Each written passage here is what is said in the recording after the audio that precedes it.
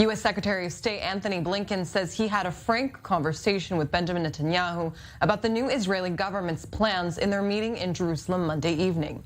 Blinken says expanding the Abraham Accords is not a substitute for Israel-Palestinian peace. He also urged all sides to de-escalate tensions following the past deadly weekend in Israel, in which 7 Israelis were gunned down by a Palestinian terrorist outside a Jerusalem synagogue, and recent clashes in the West Bank killed 8 Palestinian terrorists and a civilian. The top American diplomat is in Israel for a 2-day visit as part of a wider Middle East tour. He is slated to meet with Israeli Defense Minister Yoav Gallant and opposition leader Yair Lapid, followed by a visit to the Palestinian Authority in Ramallah today. Here are some of Netanyahu and Blinken's statements. Many in the international community, I would say most of the international community, have seen the true face of Iran. They've seen the barbarism of this regime against its own people. They've seen how it exports aggression beyond its border and beyond the Middle East. Throughout the relationship between our countries, what we come back to time and again is that it is rooted both in shared interests and in shared values. That includes our support for core democratic principles and institutions, including respect for human rights, the equal administration of justice for all, the equal rights of minority groups, the rule of law, free press, a robust civil society. And the vibrancy of Israel's civil society has been on full display of late. The commitment of people in both our countries to make their voices heard, to defend their rights, is one of the unique strengths of our democracies. Meanwhile, Palestinian Authority President Mahmoud Abbas has reportedly told CIA Director William Burns that part of security coordination with Israel has remained in place and that security coordination would be fully reinstated once calm is restored. According to Israel's Channel 12, the comments were made during a meeting with the CIA chief on Sunday in the West Bank. Abbas reportedly told Burns the move was aimed at pushing Netanyahu to moderate settlement expansion. The Biden administration is pressing the PA to rethink the move and de-escalate tensions following a week of violence. Abbas also rebuffed Burns' request to condemn the Friday night's deadly terror attack, saying it would amount to political suicide. Abbas is slated to host Blinken in Ramallah later today. I-24 News will, of course, provide live coverage of those bilateral meetings. A bill to revoke the citizenship of terrorists who receive compensation for committing an act of terrorism was approved by an overwhelming majority on Monday in its first reading at the Knesset. The proposal, which was signed by 106 lawmakers from both sides of the political aisle, received 89 votes in favor and just 8 against. According to the bill, if a terrorist receives any financial compensation from the Palestinian Authority for carrying out an attack, the Interior Minister could ask a court to revoke their Israeli citizenship.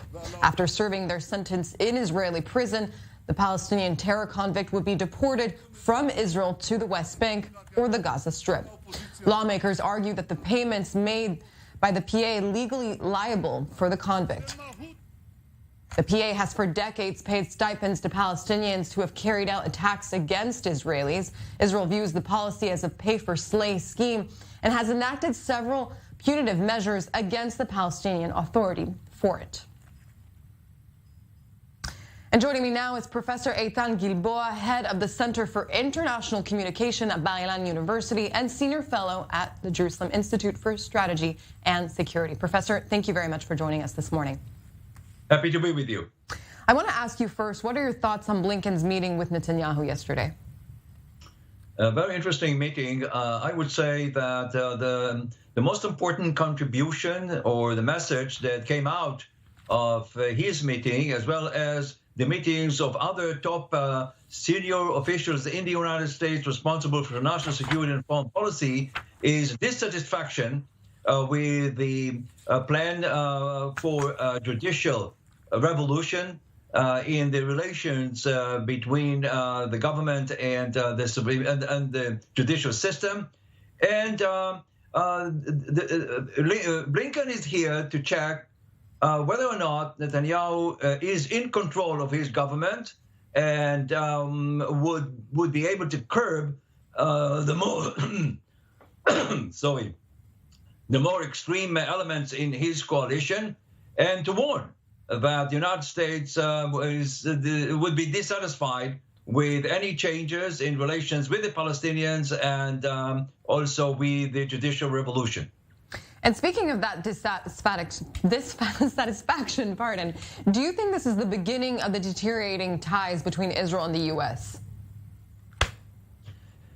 The whole idea here is for the United States to test those promises made by Netanyahu, number one, to keep democracy, to keep the Israeli democracy, and secondly, to refrain from taking any new dramatic measures vis-a-vis the Palestinians.